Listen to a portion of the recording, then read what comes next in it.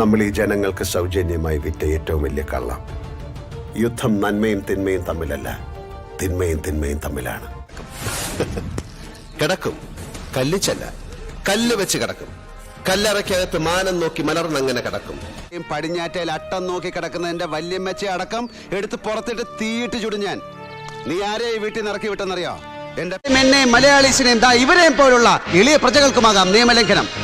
നിയമം എടുത്തിട്ട് ഇങ്ങനെ പുറംകാലം കൊണ്ട് തട്ടിക്കളിക്കാൻ പ്രജകൾക്കും അത് സ്വന്തം.